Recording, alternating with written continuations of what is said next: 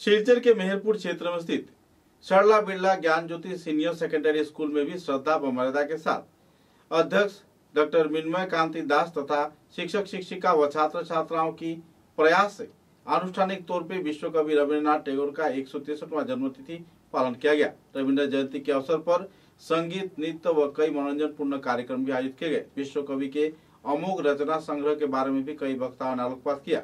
इस दिन विश्व कवि द्वारा गाए गए स्कॉटिश भाषा में संगीत को गाकर दर्शक, श्रोता तथा छात्र छात्रा व शिक्षक डॉक्टर मिन्मय कांति दास ने सभी का दिल जीत लिया। गौरतलब है कि विश्व कवि रविन्द्रनाथ टैगोर की जीवनादर्श तथा उनकी विभिन्न साहित्य के पहलुओं पर डॉक्टर मिन्मय कांति दास ने आलोकपात किए। कलाकारों में भी काफी उत्साह की माहौल देखने को मिली।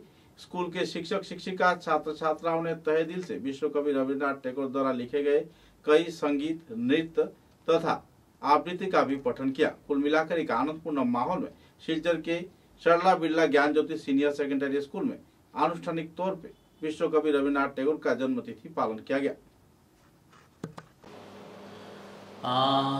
আমি ডক্টর মৃন্ময় দাস, প্রিন্সিপাল सरला बिरला ज्ञान ज्योति स्कूल सिलचर।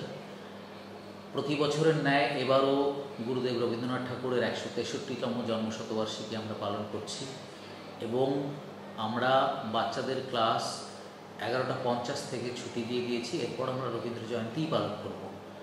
রবীন্দ্রনাথ শুধু একজন মানুষ বা কবি নন, উনি একজন মহামানব ছিলেন। একাধারে কবি, অভিনেতা, প্রাবন্ধিক, ঔপন্যাসিক, দার্শনিক, কি ছিলেন না। আমাদের পরবর্তী প্রজন্ম যাতে গুরুদেব রবীন্দ্রনাথ ঠাকুরের বিষয়ে জানতে পারে, তারা আপ্লুত হয়, তারা উপলব্ধি করতে পারে যে রবীন্দ্রনাথ আমাদেরকে কি দিয়ে গেছেন। যদি শিক্ষাক্ষেত্রে বলি, ওনার নান্দনিক শিক্ষা বা অ্যাস্থেটিক এডুকেশন আজ বিএড কারিকুলামের অঙ্গ, যেটা উনি 100 বছর আগে বলেছিলেন, আজকে সেটা আমরা আমাদের কারিকুলামের অঙ্গ হিসেবে নিয়েছি। এটা আমাদের বড় প্রাপ্তি যে বাঙালি হিসেবে উনি আমাদেরকে এত কিছু দিয়ে গেছেন যে আমরা সারা জীবনেও সেই ঋণ শোধ করতে তো পারবই না, বরঞ্চ ওনার অবদানে আমরা চিরজীবন সমৃদ্ধ হতে থাকব, জেনারেশন আফটার জেনারেশন।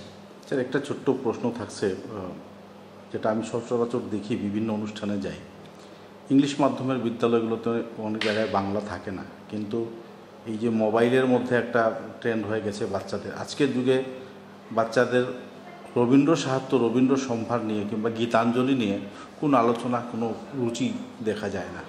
যারা জানে না, যারা সংস্কৃতি জগতে আছে তারা জানে, তারা তো ওতপ্রোতভাবে জড়িত রয়েছে।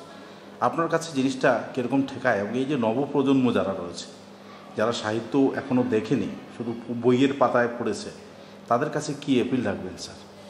আমি তাদেরকে বলবো যে অনেকে বলে, একটা রেফারেন্সে যাচ্ছি, মোবাইলে সব কিছু ঠিকঠাক হয় না। আমি উল্টোটা বলবো, যেই বইটা আমি হয়তো খুঁজে পাচ্ছি না কোনো লাইব্রেরিতে, আমি কিন্তু মোবাইলে একটা ক্লিক করে সেটা পেয়ে যেতে পারি। সুতরাং কেউ যদি পড়তে চায়, জানতে চায়, তাহলে মোবাইল বা ইন্টারনেট কিন্তু তার জন্য একটা বরদান। আমি আজকের আমার অনুষ্ঠানেই এমন একটা কাজ করতে যাচ্ছি বাচ্চাদেরকে, যেটা হয়তো আপনারা দেখতেই পাবেন।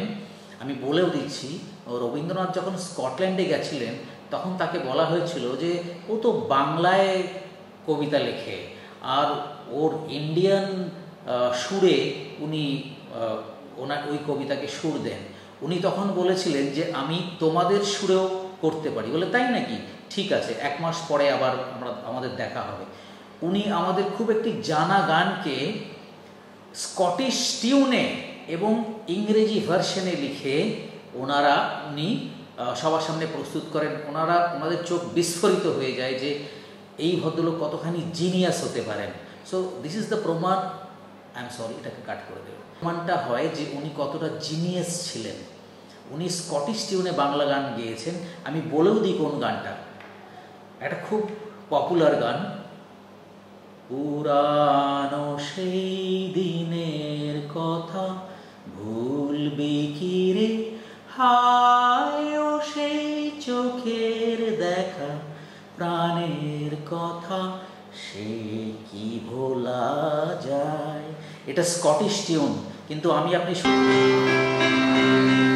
মনে করলেন no one would believe, everyone knows, but we do not know the back track or back history.